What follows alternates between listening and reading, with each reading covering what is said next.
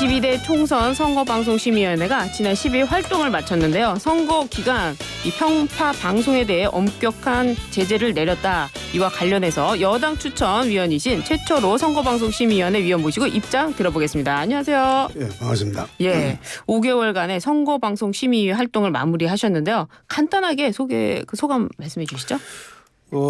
두 가지 감정이 좀 교차하는데요. 예. 하나는 뭐냐면 이 과거 선방위가 소위 말해서 좀 형식적으로 운영됐다는 비판들이 많았었어요. 대부분의 선방위가.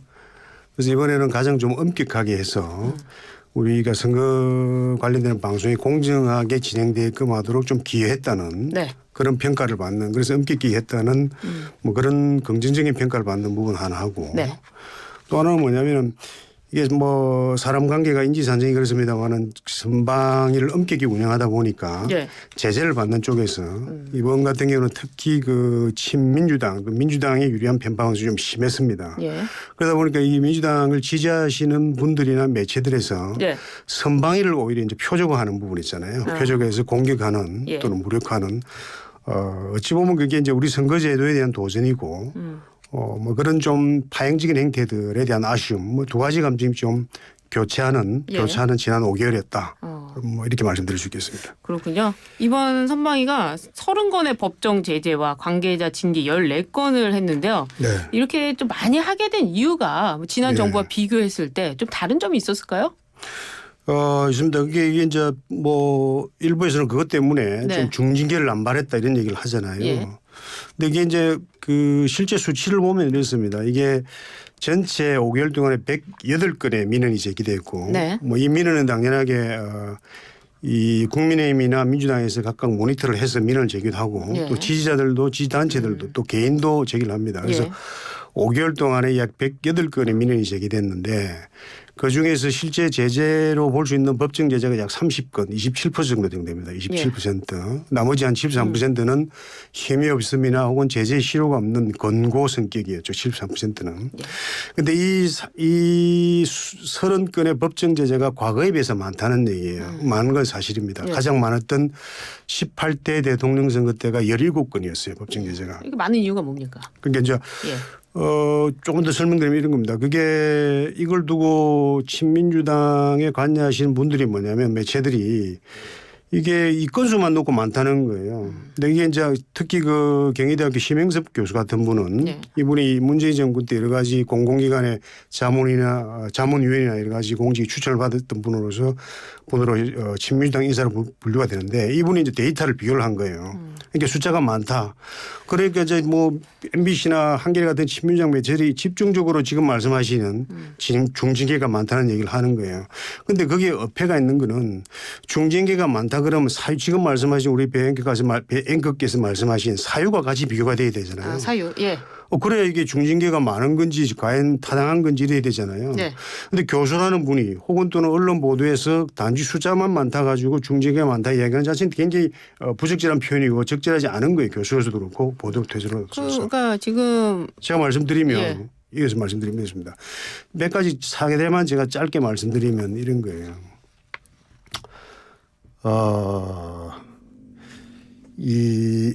지금 이 YTN 방송 예를 하나 들어보면요. 1월 22일 날, 올 1월 22일 날, 그 당시에 우리 배성희 앵커 앞에 박지훈이라는 분 변호사분이 하셨어요. 이분도 대단히 친민주당 인사로 비판받는 분인데 이분이 그 당시에 정동영 의원을 불렀어요. 이 자리에. 네. 그래서 그 정동영 의원만 불러서 무려 18분 동안 정부 여당 또는 대통령에 대해서 비난을 합니다. 그런데 이제 우리 심의 규정이 아니고 일반 규정도 뭐냐면 이게 정치인이 나와서 한쪽을 비판할 때 상대방을 불러서 동등한 시간을 주라고 돼 있어요. 네. 혹은 그날 아니면 그 다음 날이든지 같은 주제로. 그런데 18분 동안 등장해 가지고 뭐냐면 일방적으로 비난하는데 현직 대통령에 대해서 윤석열 검사라 그러고 당시 비대위원장에 있던 한동훈 비대위원장을 상대로 해서 윤석열 검사, 한동훈 검사라 그러면서 일방적 비난하는 거예요. 18분 동안을. 네. 이분이 18분 동안 칭찬하는 유일한 분은 뭐냐면 이재명 당대표 한 사람이에요. 그 당시에는 공천을 받기 위한 경쟁이 치열했을 때잖아요. 그러고 나서 그분이 공천 받아요 사실은. 그런데 근데 이분이 그러고 나서 아무튼 제가 여쭙고 싶은 거는 우리 예. 국민분들께서 아마 청취자분들께서 이런 생각을 하실 것 같아요. 이 공원연 그러니까 지지자분들 특히 이제 뭐 공정원 언론 그 시민연대 있죠. 거기서는 문재인 정부 때도 분명히 이 모니터를 해가지고 이 선거와 관련해서 편파적이다 신청을 했을 텐데 왜 하필이면 이 윤석열 정부 때는 더 많이 했느냐. 그러니까 똑같은 활동을 했는데 왜 지금은 다르냐. 이 얘기를 아마 듣고 싶으실 것 같아요. 글쎄 그거는 이제 연결되는 얘기인데요. 그만치 편파 방송이 심각했다는 얘기인데 심각했다. 예.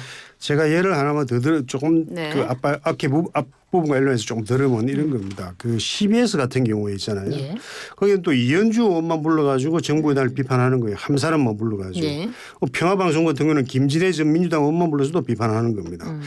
제가 MBC 같은 경우 예를 조금 짧게 드리면요. 이런 겁니다. 그 3월 11일 날 방송을 보면 예. 민주당 의사를 불러서 그 정부 여당 비판하는 시간을 21분 30초를 줘요. 21분 30초. 그런데 국민의힘을 불러서 민주당 비판을 1분을 줍니다. 아, 시간차가 많이 났다. 21분 30초에 1분을 주는 거예요. 그리고 그 다음 날은 뭐냐면 12월 날 3월 10일 날은 뭐냐면 민주당 인사를 불러서 18분 3초에 발언 기회를 줍니다. 국민의힘을 비판하는 거예요. 네. 그런데 국민의힘 비판은 4분을 줘요. 그런데 채널A가 그 편파 방송을 했다. 예를 들어서 그 민주당에 불리한 방송을 하고 국민의힘에 유리한 방송을 했던 시간 배분이 7분 40초 대 4분이었어요. 네. 민주당 비판을 7분하고 국민의힘 비판을 4분 했다는 이유로 법정 제재 경고를 받았습니다. 네. 그러면 앞에 것들은 뭐냐면 21분 대 1분이잖아요. 그건 아예 발언 기회를 안 주지 않습니까? 네. 그게 법정 제재의 사유가 된 거예요. 그렇군요. 그럼에도 불구하고 단수 건수만 가지고 많다고 이야기하는 건 대단히 부적절한 행태고 이런 행태들이 많아졌기 때문에 제재가 많아진 겁니다. 그런데 그쪽에서 이야기하는 건 뭐냐면 다 대부분의 그 주장들이 보면 이유가 없어요. 제재를 받았던 이유가. 지금 우리 배행께께서 저한테 질문하셨잖아요. 이유. 그런데 이유가 없어요. 전부 다. 이게 왜냐하면 이런 편파적인 이유가 드러나면 굉장히 문제가 네. 되지 않겠습니까? 그러니까 이유는 다 빼는 거예요. 건수만 가지고 얘기하는 겁니다. 네. 설득력 없는 내용이에요. 그 공원연이라고 이제 지적을 받았는데 사실은 네. 또 민주 언론 연합 있잖아요. 민언연이라고 불리는 이분들도 모니터를 해서 뭐 신청을 했을 거 아닙니까? 했죠. 그런데 그 부분에 대해서는 뭐 별 제재가 없었나 봐요. 그러니까 지금 민원연도 올해 수십 년 동안에 모니터를 하고 심의 신청을 하는 단체고 네. 공정언론 국민연대도 그런 단체입니다. 그런데 네. 거기서 당연하게 또 민주당이나 그 단체에서 심의 신청 했지 않습니까? 그런데 예. 실질적으로 제재 그 건수 자체가 적어요. 왜 적죠? 문제는 뭐냐면 예. 그러니까 그쪽도 정말로 그 필사적으로 편파 방송을 했을 거지 않습니까? 그런데 그 자체 건수 자체가 적고 일부 언론 것들에 보면 대단히 경미합니다. 예. 그래서 제재가 작거나 예. 건수 자체가 적은 거죠. 그게 보면은 이런 겁니다. KBS나 일부 종편이 되는데 네. 다들 뭐냐면 그 부분들은 그 방송들 뒤다 보면 출연자가 균형을 맞추거나 발언 시간을 균형을 줘요. 아, 그렇군요. 아까 채널A가 예. 그 시간대를 7분 40초 대 4분 위반해서 받았지 않습니까? 예. 대부분의 것들은 균형을 맞추는 거예요. 현재 차이가 있는 겁니다. 그렇군요. 이 방송사들이 대부분 또 재심을 청구했는데 이게 기각이 됐다고 합니다. 이 재심 인용 어려웠던 이유가 있을까요? 그거는 이렇습니다. 재심 사유를 5월 9일 날 18건의 재심 청구가 들어와요. 네. 5월 9일 날 마지막 날입니다. 선방 활동에. 그런데 그 재심 청구의 사유의 대부분이 앞에 내용의 반복입니다. 이 심의가 제재가 어떻게 되냐면 예. 처음에 관련되는 올라오는 내용들 심의하고 법정 제재를 하기 위해서는 관계자들이 진술을 하고 진술서를 내요. 그럼 그때 검토가 됐지 않습니까? 그 내용을 재심 선고서에 그대로 옮긴 게 대부분이에요. 똑같았다. 그러면 재심의 취지라는 것은 뭐냐면 새로운 내용들을 적어줘야 될 거 아닙니까? 예. 그 새로운 내용이 없는 거예요. 대부분. 그러니까 형식적으로 이를테면 소송을 제기하기 위해서 절차를 밟는 거라고 이해를 저희들 하고 있는데 소송을 제기하는 부분들 이익 제기하는 거는 본인의 자유니까 할 수 있지 않습니까? 그런데 그건 사실 그렇게 하려면 진지하게 재심을 청구하겠다 그러면 새로운 내용들을 제기해야 되는데 그걸 앞에 내용이 반복이어서 예. 재심 청구가 기각됐다. 그렇군요. 새로운 내용이 없었다. 형식적으로 죄송합니다. 그건 기록에 다 나와 있으니까. 네, 한 것이었다. 되죠. 그런 얘기네요. 알겠습니다. 말씀 잘 들었습니다. 방송 중에 박지훈 변호사의 정치 성향 표현을 하셨는데 친민주당 인사라는 부분은 최초로 위원 개인의 의견을 밝혀드리고요. 그렇게 알려져 있죠. 네, 지금까지 최초로 선거방송심의위원회 위원이었습니다. 감사합니다. 네. 내일은 야당 추천위원인 심재은 위원장 입장도 들어보도록 하겠습니다.